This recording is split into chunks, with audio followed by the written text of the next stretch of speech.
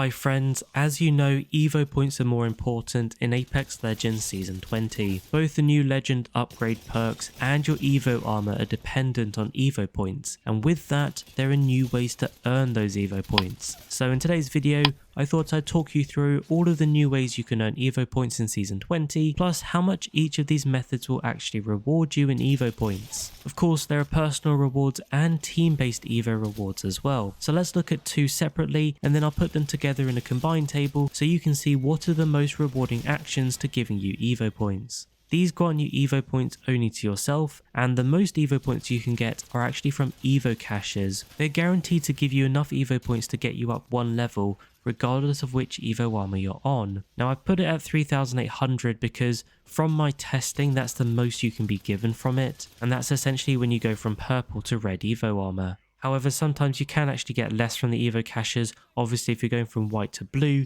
then it's going to give you slightly less points because you need less points to go up one level. However, because it gives you an instant level, these are a lot rarer. The main places to find these Evo caches are either in loot vaults on World's Edge or in supply drops. Now I just want to jump down to the bottom of this list for a second to show you damage, because damage gives you 1 Evo point per 1 damage point you deal. The reason I put it at the bottom is, like I said, because you only get 1 for 1.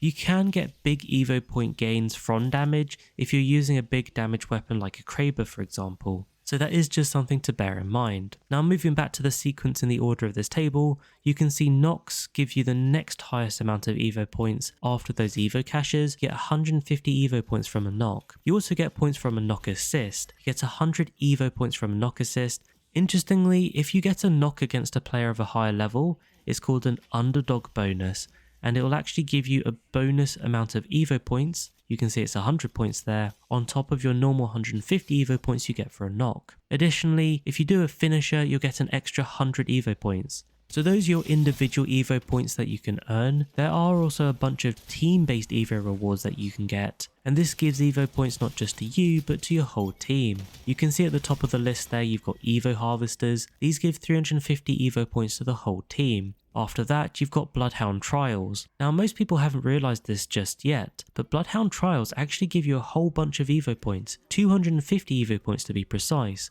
on top of all the great loot that you can also find there. So just doing Bloodhound Trials will instantly get you just over halfway towards your Evo, on top of the damage you deal to the Prowlers also counting towards your Evo points. After that, you can see ring consoles and survey beacons give you 200 Evo points as well. Next up, we've got clearing wildlife like the Spider's Nests and the Prowler Dens on Storm Point. This will give you 150 Evo points if you clear that section of Spider Nests or Prowler Dens. After that, you can see respawns are next. Get 125 Evo points for a respawn. And the cool thing with respawns is if you're respawning 2 teammates at the same time, you actually get 125 per teammate, meaning respawning 2 teammates at the same time will give you 250 Evo points. A squad wipe will give you 100 Evo points. You can also see revives, opening class perk bins, and opening a care package all give you 100 Evo points. Finally, there's a care package reveal, which is probably the easiest thing to do because you don't even need to be near anything. Simply looking at a care package and revealing it. As a skirmisher legend, this will give you 50 Evo points to your whole team, which again, it's super easy to do. Now, if we put them all together in one big list from high to low, you can see which actions give you the most Evo points. Personally, even though it's not quite the top, I would say from my experience, Evo Harvesters are probably the most effective tool to quickly boosting your Evo points